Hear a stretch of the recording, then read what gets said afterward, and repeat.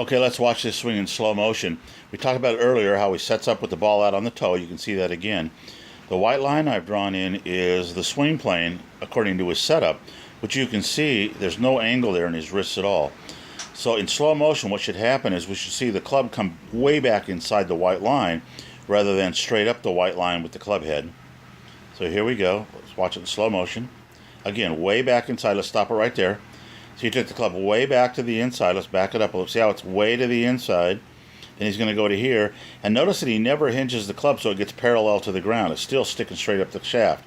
Then we'll see on his transition how he goes over the top. And we'll play it forward in slow motion and through. So he's cutting across the ball almost every time. That makes it very hard to control the shot. He's going to work hard on getting his hands down to that 144-degree angle and keeping the club head outside the hands on the way back instead of back inside the hands like he does so early now. Watch again. Go to the back. See how it's right there, way inside the hand line. The club has to stay outside the hands on the backswing. Okay, let's look at another one here. I'm going to draw that power line in on this one so you can see how much the lower body will move under the upper body. Half the lower body should be over that line at impact. Good takeaway, staying right on the line, really coiling around. Now watch his lower body shift under the upper body. Now here he really decided right here to scoop at it. He's really flipping the hands. That's why this one didn't turn out as good as the previous shot we looked at, because right now that club should still be here. You see he's really got his right hand underneath the club. His lower body, everything right except that right hand went underneath the hit impulse. Club is coming in wide open with a lot of loft because he's scooping on. You can see how the ball is going straight up off the club face. He still gets the good extension, but he's not going to get the distance he got out of the other one. So the key is to work long and hard on feeling that club lag. As long as you can keep that 90-degree angle, the better off you are. The technical word is conservation of angular momentum. Okay, what we're trying to see here is, was he able to maintain the club lag through impact, or did he release the right hand under the club again? Pretty decent takeaway, great width. Drives into the ball nicely. Now his head's going a little too far forward, so he's probably going to scoop it. Yes, you can see scooping already. It's because the head doesn't stay back. He's got no choice but to scoop at it. How the right hand is directly under the golf club. There's the scoop shot. We got to keep the head back where it was at impact. You can see how he's just kind of forcing it through. He's not relaxed. At about here, the club should start being pointed up that way and just releasing comfortably.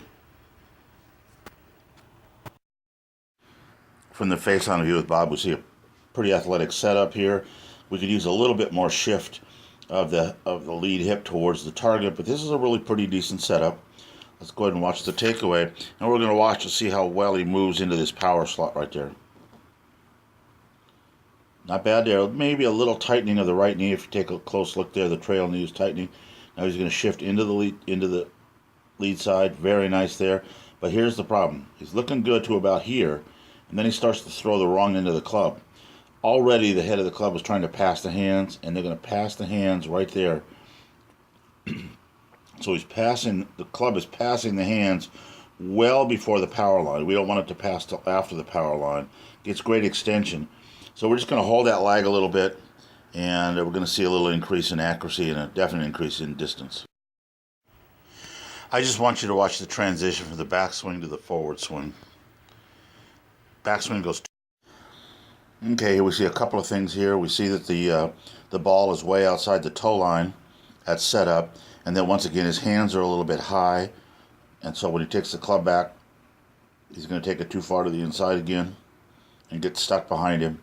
At that point right there, the club shaft should be parallel to the toes, in front of the toes, and the club face should be blocking our view of his hands. Let's go ahead and continue this swing in slow motion and a little bit over the top. He's got great rhythm and tempo. I think the whole thing is in the setup. You can see at this setup his hands are a little high. There's not much angle between the forearm and the club shaft. We'd like to see about 144 degrees there. Let's just go ahead and play this in slow motion and see what happens.